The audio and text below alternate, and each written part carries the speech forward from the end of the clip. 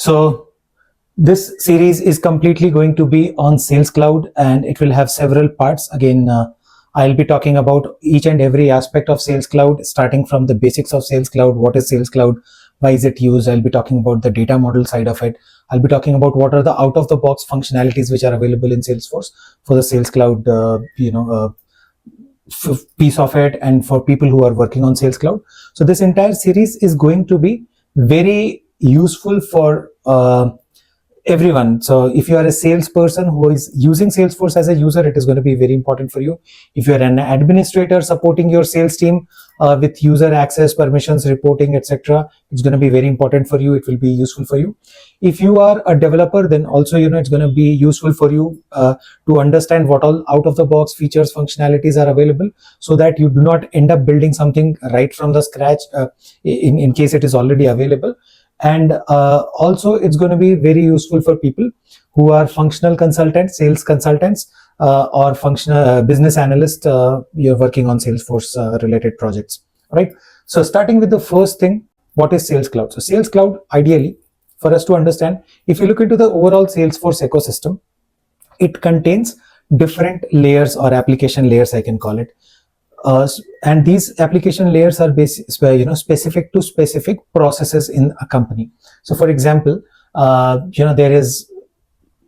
are tools and data model which are specific to the sales process. Similarly, you have tools and data model which are specific to the service process, right?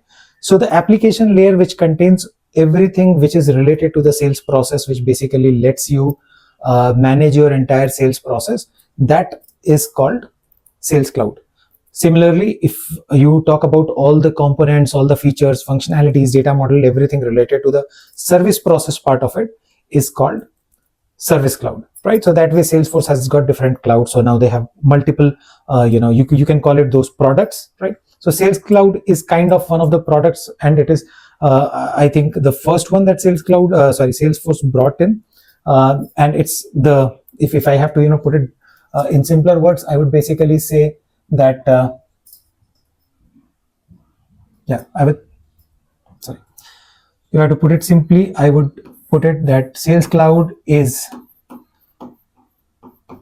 your application layer which has got everything related to sales process, which will include some data model, which will include some out of the box logics, right?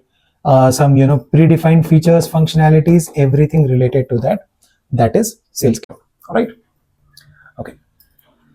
So now to understand this, if you're trying to understand Sales Cloud in details, there are a few things which we have to understand. So first of all, for anyone who is trying to understand Sales Cloud, I would want you to start understanding it from understanding the sales process also at a high level, because if you have the understanding of how the sales process overall works, or the sales life cycle, if you understand, then you will be able to understand the concepts inside it, the functions, features inside it. Second important thing would be to understand the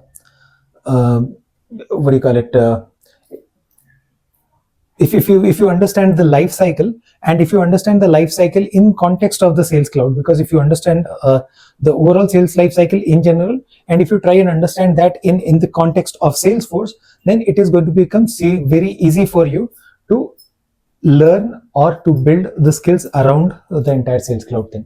Okay, so let's begin with understanding the sales life cycle. It's very, very simple, something that we are all familiar with. Maybe we do not know it theoretically. So there are things which we know theoretically and do not know practically. And there are things which we have often seen in practical, in reality, but we possibly do not understand the theory part of it. Now, sales life cycle is something that we all are familiar with. It's not something that we are not familiar with. It happens because every time we are going to buy something, we are trying to buy something online, or we inquire for a product, we are actually being part of that sales life cycle for that particular company, right? So we are in a way part of those interactions, activities, etc., right? So we have been part of it. So I would say that you possibly understand, or you have seen things happening practically, but you do not have a full picture from a theory perspective, right? And that's what I'm trying to try and do to help you understand the sales life cycle. So where does it actually start? Let's understand. In general, a sales life cycle would start from the company going out and doing marketing. Let's say if I have a product and I want to sell that product, I would start with doing some marketing activities. I'll put some ads online, or maybe I'll try to put an ad on in a newspaper or something like that. So somewhere I will go and start promoting my product, and those are basically the marketing activities, right? So in Salesforce terminology, we will call these as campaigns. In Salesforce terminology, we will call all these activities as campaigns. Okay. So things start when you have when a company starts doing campaigns, right? So all these campaigns are tracked within Salesforce or in any other CRM, in case some company is using a different CRM. So all the campaign details will be stored in the campaign. Now, once the campaign is done, the company will receive a few inquiries through that campaign. So if I'm running a social media campaign, let's say if I'm running a campaign on Instagram, some people will see my number on Instagram, or will see my WhatsApp, and then they will start sending me messages on WhatsApp, right? Now, everyone who is contacting me through that campaign is a lead for me. So from campaign, companies generate leads, right? So we have campaigns, and then from campaigns, what are we doing? We are generating leads, right? So now in Salesforce, we again store all the leads. Whoever has shown interest in buying the product after seeing the campaign, we will store all those details in our Salesforce, or in any other CRM, in case you're using some other CRM. So now from campaign, there we get the leads. Now once the sales reps have got the leads, these leads are usually each lead has its own life cycle. So lead will go through several stages, right? So initially the lead is created in the system. Then a sales rep will pick the lead. Leads will be assigned to the sales team. One of the sales rep will call that lead or try to contact the lead. And then he will try to understand if the lead is actually interested or not. Sometimes, people do inquire for some product, but later on they are actually not interested in moving ahead, right? So, and sometimes those leads are not even correct leads. So some, we may have done it sometimes we just enter some dummy phone number, dummy email ID as for the company, but actually we are really not interested. We just wanted, let's say, a newsletter or something, and we provided dummy details. So that lead will now be qualified by the sales reps. If the lead gets qualified, if the person who is trying to buy or who was trying to contact us after seeing the campaign, if the person is actually interested, then the sales rep will convert this lead into 3 records.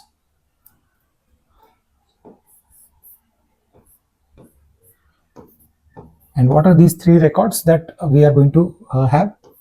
One will be an account. The second one will be a contact.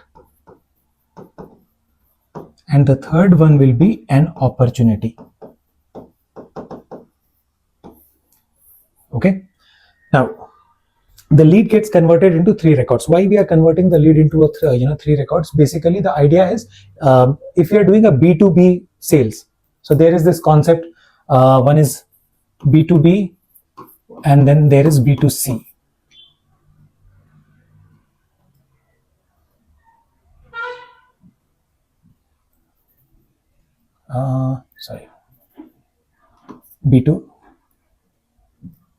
B2C. All right. So B2B, B2C. Right. So now B2B is when a company is selling business to business. B2C is when a company is selling directly to the consumer. So business to consumer. Here we are considering the scenario of B2B. So if there is a business, if there is a company which is my customer, then we will need to track the details of the company, which will go into account. We'll need to track the details of the individual who is basically interacting with us on behalf of the company, that is our contact. And what is the deal? What is that they are trying to buy? Let's say if I am a laptop selling company, and if the customer wants to buy 100 laptops by, let's say, end of this month, so that is the information related to that opportunity. Okay, it does not fit in the company information, it does not fit into the contact information, it fits into, so you need a separate record for storing that detail, right? So now, once this is created, company information, as in when the sales rep keeps on getting more details about the company, they can keep on adding that. If they are getting to interact with more people in the same company, they can add more contacts. Like, let's say, there is one account, and for the same account, they can have another contact, C2, C3, All right. So it's a one-to-many between account and contact.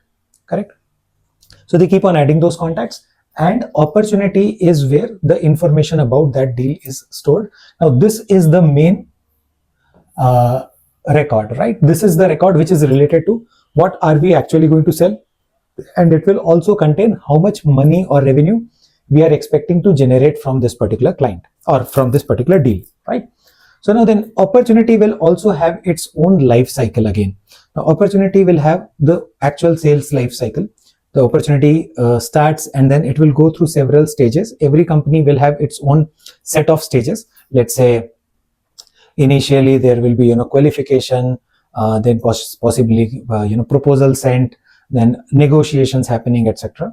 And finally your opportunity. So opportunity goes through different stages, right? So it can be like stage 1, stage 2, stage 3, stage 4, right? So and finally either this opportunity will be a one opportunity or a lost opportunity, right? So either there has to be a final end to that opportunity. You cannot keep on working on an opportunity endlessly, right? So finally, if the sales rep has been able to sell the product, then it will be converted as a one opportunity. If the sales rep could not sell the product as part of that opportunity, it will be finally converted as a lost opportunity, right? Now once this is done, after opportunities, then what will happen? Then there are more things around this. So post opportunity, you will have details like you will create orders, right? Sometimes just to support the opportunity also, there can be certain things which are associated. Let's say your opportunity can also be associated to something like you giving quotes to the customer, etc., right? And finally, when the opportunity is one opportunity will lead to orders, etc., right? And once everything is done, finally a next stage can be the after sales support, right? Now the after sales support then takes us to a completely different application layer of Salesforce, which is Service Cloud, right? That is where customers will complain about the product. So once you have delivered the product, the customers will have issues with the product. They will raise a complaint. Then the complaint needs to be resolved within a specified period of time, etc. You will have turnaround times and all. So that's completely a different application layer, and we will not get into that for now. All right. So this is how things are, and these are the key things. Now, while this process is there, along with all these things, there is one more layer which runs parallelly, which is and if I have to put it here, the other layer which will run parallelly to this is basically the reports part of it, reports and analytics.